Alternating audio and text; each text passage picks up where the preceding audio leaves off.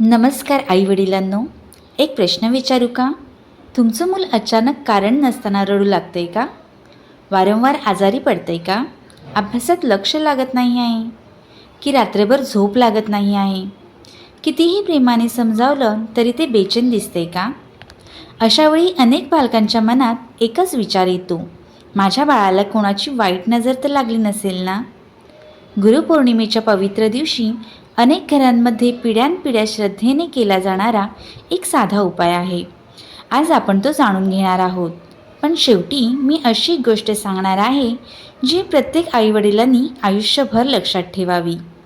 गुरुपौर्णिमा म्हणजे गुरूंच्या चरणी कृतज्ञता व्यक्त करण्याचा दिवस. भारतीय परंपरेतील गुरु म्हणजे केवळ ज्ञान देणारे व्यक्ती नव्हे, तर अंधारातून प्रकाशाकडे नेणारे दैवत मानले जाते. या दिवशी गुरूंचे स्मरण, नामजप, प्रार्थना आणि सेवा केल्याने मनाला शांती मिळते, अशी भक्तांची श्रद्धा आहे. अनेक कुटुंबांमध्ये या दिवशी घरातील लहान मुलांसाठीही मंगल प्रार्थना केली जाते. आता जाणून घेऊयात ते उपाय.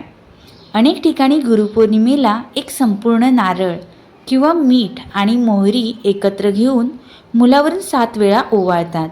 ओवाळताना मनात फक्त एकच प्रार्थना करावी, हे गुरुदेव, माझ्या बाळावरील सर्व नकारात्मकता दूर करा. त्याला उत्तम आरोग्य, आनंद आणि समृद्धी द्या. यानंतर ती वस्तू घराबाहेर योग्य पद्धतीने विसर्जित केली जाते आणि स्थानिक परंपरेनुसार तिची विल्हेवाट लावली जाते. हा उपाय अनेक कुटुंबांमध्ये श्रद्धेने केला जातो.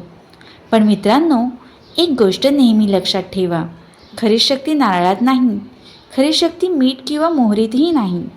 खरी शक्ती आहे आपल्या श्रद्धेत, आपल्या प्रार्थनेत आणि गुरूंवरील अढळ विश्वासात.